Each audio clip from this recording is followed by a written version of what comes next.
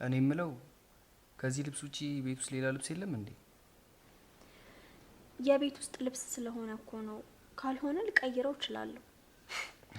ብትቀይሪ ከዚህ የባሰ ነው እንጂ የተሻለ አለብሽም። ቆይ ምን ሆነ? መቼ ስራ ለመስራት በሱሪና አጭር ቀሚስ ለብሼ እንድሰራ አጣብቅም አይደል? እኔ እንደዛ አላልኩም። ቤት ውስጥም እኮ ብትሆኚ እኮ ብዙ የሚመቹ ልብሶች አሉ። እስቲ የድሮ ፎቶሽን ተመልከቺ። እና ለዚህ ነው እንደዚህ ፊት የነሳኸኝ? እና ልብስ ላይ ልብስ መደረቡ በዛ ላይ ሻሹ። ኧረ በስመ አብ። በእርግጥ ልክ ነህ። እንደ በፊቱ ራሴን መጠበቅ ትቻለሁ። ለዚህ ግን ተጠያቂው አንተም ጭምር ነህ። አረ ደግሞ ላንቺ መዝረክረክ እኔ ደግሞ እንዴት ነው ተጠያቂ መሆን የምችለው? ቤት ውስጥ እኮ አንድ የመዋቢያ እቃ የለም። እሺ ታዲያ ኬት አምጥቼ ራሴን ልጠብቅ? ለማትጠቀሚበትና ወሩ ሲደርስ ለምትዩ ነገር ለምንድን ነው እኔ ገንዘብ የማወጣው? እሺ እሱን ተውና የሚበላ ነገር ላቅርብልህ? አልበላም፣ በቅቶ ነው። አሃ ገና ለገና ሚስቴ ራሷን ጥላለሽ ብለህ ውጪ መብላት ጀመርክ ማለት ነው? ካንቺ ምከመጨቃጨቅ ገብቼ ትንሽ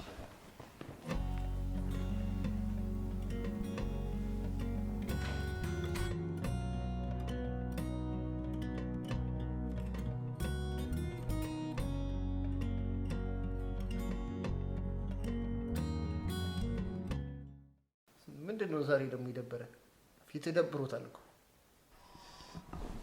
ደህና ነኝ እባክህ። እርግጠኛ ነኝ እንደኔ ግን ደስተኛ አይደለም። ምን ተገኘ? ነፃነት ነው። ለካ እስከ ዛሬ ታፍኛል ነበር እንዴ ስኖር የነበረው? ናሁም ሙቅ ብሎሃል እንዴ ዛሬ? ቢለኝስ አሁን ጠጣ ሰከርክ ብሎ የሚጨቃጨቀኝ ሰው የለ እንዴ? ሚስትስ የለችም። የት ሄደች? ተፋተናል። አንተ ለካ እስከ ዛሬ ብሬን የጨረሰችው እሷ ነበረች እኮ። ናሁም ምን እያልክ ነው? ቆይ ምን አድርጋ ነው ብር የምትጨርሰው? ለፊቴ ለእጄ ለእግሬ እያለች የምታስወጣኝ ወጪ ነው እንዴ? እስካሁን እሷን አለመፍታት የራሱ በጣም ነው የሚቆጨኝ። እና ሚስትህን ለምን ራስሽን ጠበቅሽ ብለህ ነው ያባረርካት? ዳኒ እሷ እኮ ራሷን ከመጠበቅ አለፈ 24 ሰዓት መስታወት ላይ ተገትራ ነው የምትለው። አሁን ይሄ ምን ይባላል? ምን የተለየ ሌላ ዓላማ ይኖራታል? ያው አንተን ለማስደሰት ነው። እኔ ብሬን በማይረባ ነገር ባትጨርሰው ነበር ደስታዬ። አይ ተገላቢጦሽ መሆኑ። እኔ እሺ ብላኝ የወር ደሞዜን ራሱ እሷ ላይ ብጨርሰው እንዴት ደስ ባለኝ። አንተማ እኮ ታድለሃል መቅዲ። እንደዚህ አትል። የኔዋ እኮ ሲፈልጋት ደውላ እራት አልሰራውም ውጪ እንብላ። ምን ታደርግ እሷ አታመጣው። አይ መቅዲ የምትሆን ምን እንደምትለኝ ታውቃለህ? ለአንድ ቀን የምናወጣውን ወጪ ለሳምንት አስፔዛ ይችልልናል፣ እዚሁ እንብላ ነበር የምትለኝ። አንተማ የተባረከች ሚስት ሰጥተዋል። ታድለሃል። ወይ መባረክ። እንደ አሮጊት ተንኳታ እየጠበቀችኝ መታደል አለ እንዴ? ተዋቸው እባክህ። ስለነሱ እያወራን ከምንደበር ለምን ወተን ፈታ አንልም? ተነስ።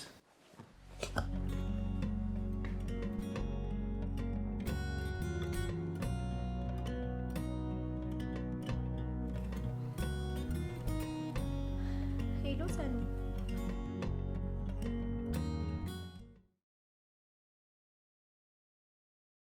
ምን ሆነሽ ነው ሰኒ? ሰላም አይደለሽም እንዴ?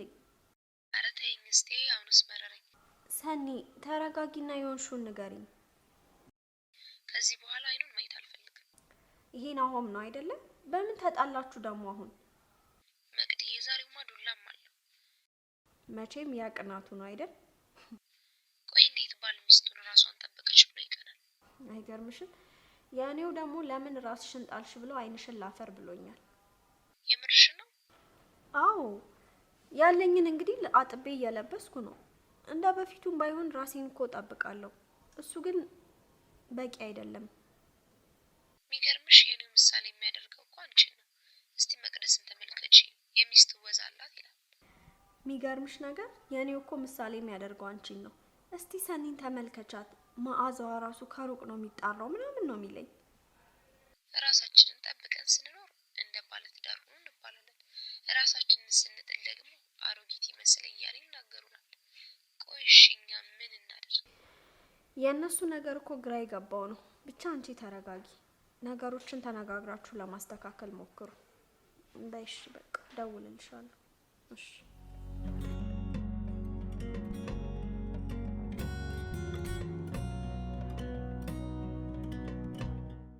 ወንደላጤነቱ ተስማምቶ አይደል እንዴ?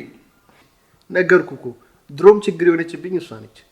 ግን ችግራችሁን ተነጋግራችሁ ብትፈቱት መልካም ይመስለኛል። ይህን የመሰለ ሰላሜንማ በገዛ እጄ አላበላሸው።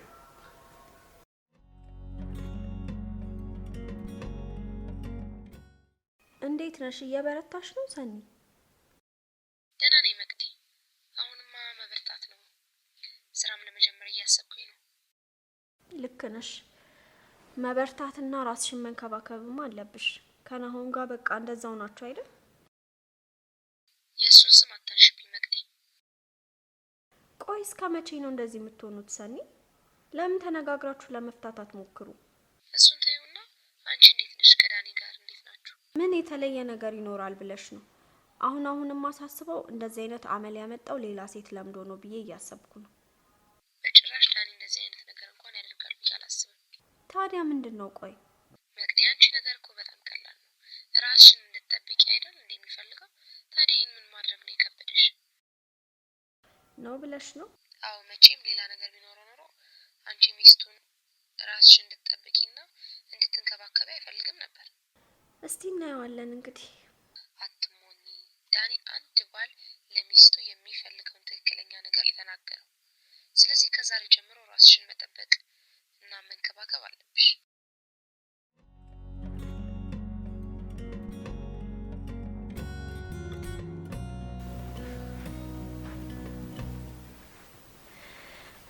እንዴት ዋልክ የኔ ባል? መታሃል እንዴ? ለካ እንኳን ደህና ቆየሽኝ የኔ ሚስት። ምንድነው እንደዚህ ማማር? ምን ነው አልወደድከውም እንዴ? በጣም ነው እንጂ የወደድኩት። የድሮ መቅዲን ስላየው በጣም ደስ ብሎኛል። ደስ ስላለ በጣም ደስ ብሎኛል። እስከ ዛሬ ድረስ ፍላጎትን ባለማክበር ስላስቀየምኩ ይቅርታ።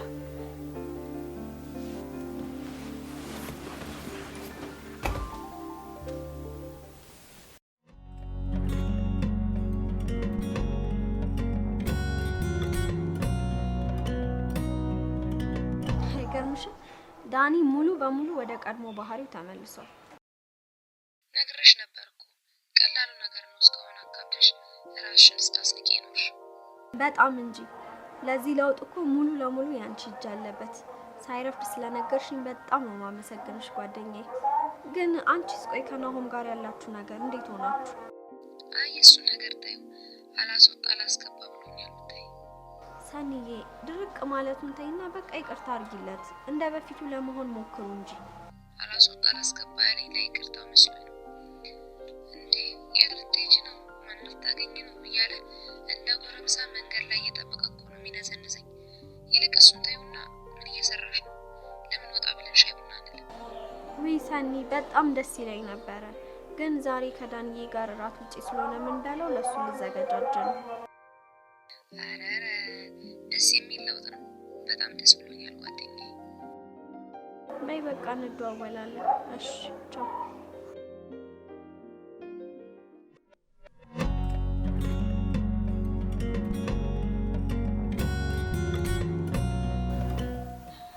ምን ነው የኔ ፍቅር ያስጨነቀ ነገር አለ እንዴ? በሀሳብ ሄድክ እኮ።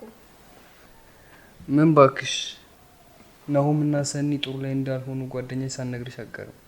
አዎ ነግራኛለች። ራሷን ስለምትጠብቅ እንደሚቀናና ደስ እንደማይለው አውርታኛለች። አዎ ናሆም በተደጋጋሚ ራሷን በመጠበቋ ደስተኛ እንዳልሆነ ይናገር ነበር።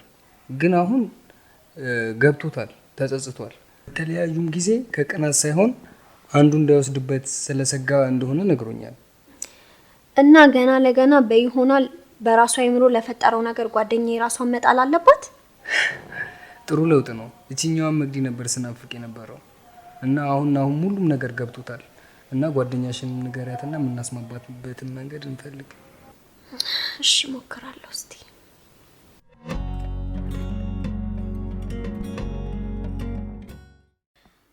ሰኒሞች እውነቴን ነው። ዳኒ ራሱ በናሆም ሁኔታ በጣም አዝኖ ማታ ሲናገር አየሁት። እሱ ባክሽ ሲያስመስል ነገ ተመልሶ ያው ነው የሚሆነው። ግድ የለሽም ጓደኛዬ፣ ለመጨረሻ ጊዜም ቢሆን አንድ ጊዜ እድል ስጪው። በዛ ላይ ደግሞ በእስካሁኑ እንደተማረበት ዳንዬ ማታ ሲነግረኝ ነበር። እስቲ ለማንኛውም አስብበታለሁ።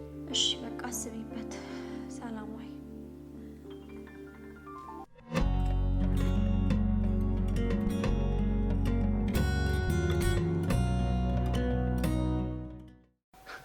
ዳኒ ሙት ስል እኔ እኮ አምሮባት ዘንጣ ስትወጣ አንዱ እንዲወስድብኝ ብዬ ነው እንደዛ ስጨቃጨቃት የነበረው። እንደሱም ቢሆን ትክክል አይደለም። ሰኒ ባትወድህና ባታፈቅር እስካሁን ካንተ ጋር በዚህ ባህሪ ትቆይ ነበር? እሱማ እኮ ልክ ነህ። አሁንም ብሶባት ጥላ ወጣች እንጂ ስንት ጊዜ እየመቷት ችላ ተቀምጣ ነበር። እሱን እኮ ነው የምልህ። በዚህ ጊዜ አይደለም መታሃት በክፉ እንኳን አይን አይታት በቀኝ ብላ እኮ ፍቺ የምትጠይቅ ሴት እኮ ነው የሞላቸው። እንደውም ሰኒ ጥሩ ሴት ናት። ዳኒ ያሁኑን ብቻ ቅበሬ። ከዚህ በኋላ እንደዚህ ነገር አላደርግም። እስቲ እንግዲህ እሺ ካለች ለነገራት ሞክራለሁ። አንተን ስለምታከብር እምቢ አትልም። እንዴት ተጸጸትኩና ከዚህ በኋላ እንደዚህ አይነት ነገር እንደማላደርግ እስቲ ንገርልኝ። ግን ወሬ ሳይሆን ተግባርም ያስፈልገዋል። የምትለውም ሆነ መገኘት አለበት። ቃል እገባላለሁ ያሁኑን ብቻ።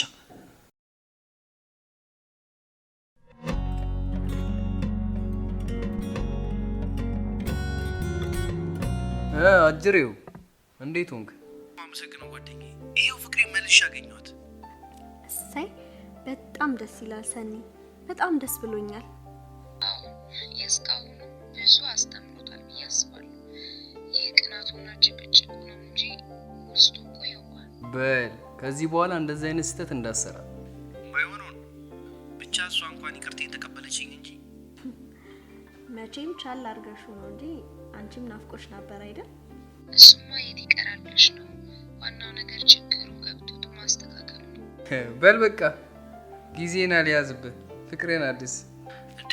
አዎ የስንት ቀን ናፍቆት አለብኝ መሰለህ። በልጨው ከሱ ላይ ነው የተነሳሁት ራሱ። አሁንማ ቢዚ ነሽ።